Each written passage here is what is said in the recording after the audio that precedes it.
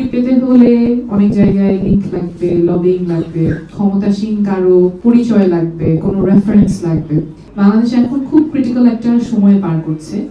একদিকে যেমন ফ্যাসিবাদ বিতাড়িত হয়েছে, কিন্তু এখন হচ্ছে গড়ার সময়। ঠিক যেই কাঠামোতে বসে শেখ হাসিনা গুম করতে পারতো, দুর্নীতি করতে পারতো, সেই একই কাঠামোই যদি থাকে এবং আপনারাও আওয়াজ না তোলেন, তাহলে আমরা আগের থেকে যে খুব পরিবর্তন হবে সেটা না। ন্যাশনাল প্রফেশনালস অ্যালায়েন্সের আত্মপ্রকাশে ন্যাশনাল প্রফেশনালস অ্যালায়েন্সকে অনেক শুভকামনা।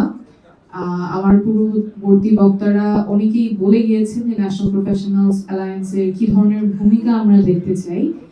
আমরা বিগত বছরগুলোতে যেমন দেখেছি, পেশাজীবী সংগঠনগুলো পেশাজীবীদের কল্যাণের চেয়ে রাজনীতি বা ওই পদ পদবীর লবিং বা রাজনীতিকরণের যে ভূমিকাটা থাকে সেখানে বেশি ভূমিকা রাখেন। সেরকম যাতে না হয়, ন্যাশনাল প্রফেশনালস অ্যালায়েন্স যাতে ব্যতিক্রমী একটা সংগঠন হয় এবং আসলেই পেশাজীবীদের যে অধিকারগুলো সুরক্ষিত থাকার কথা, পেশাজীবীদের আওয়াজ হয়ে ওঠার কথা, ভয়েস হয়ে ওঠার কথা, সেরকম একটা সংগঠন ন্যাশনাল প্রফেশনালস অ্যালায়েন্স হবে।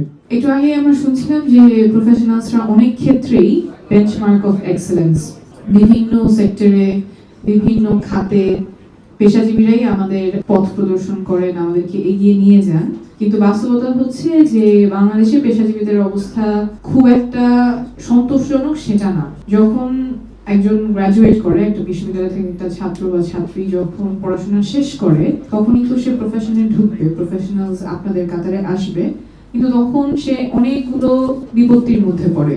চাকরি পেতে হলে অনেক জায়গায় লিংক লাগবে, লবিং লাগবে, ক্ষমতাসীন কারো পরিচয় লাগবে, কোনো রেফারেন্স লাগবে।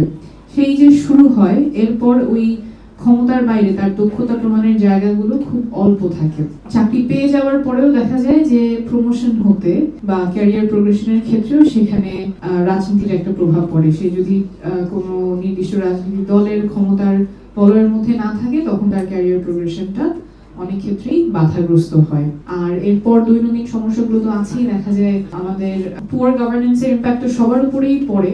হয়তো ইনফ্লেশন হচ্ছে, দৈনন্দিন পণ্যের যে খরচ বেড়ে যাচ্ছে, কিন্তু সেটার সাথে স্যালারি অ্যাডজাস্টেড হচ্ছে না। এবং প্রফেশনালসদের যে এই রাইটস গুলো নিশ্চিত করার প্রয়োজন, অধিকারগুলো নিশ্চিত করার প্রয়োজন, সেটা নিয়ে যাদের কথা বলার কথা, যে এই পেশাজীবী সংগঠনগুলো কথা বলার কথা, সেক্ষেত্রে আমরা অনেকেরই নীরবতা দেখেছি। তো সেই জায়গাটাতে আমাদের আশা থাকবে ন্যাশনাল প্রফেশনালস অ্যালায়েন্স একটা খুবই যুগোপযোগী ভূমিকা রাখবেন। এছাড়াও পেশাজীবীদের আরেকটা গুরুত্বপূর্ণ ভূমিকা আমরা যে পটভূমিতে দাঁড়িয়ে আছি সেখানে আছে।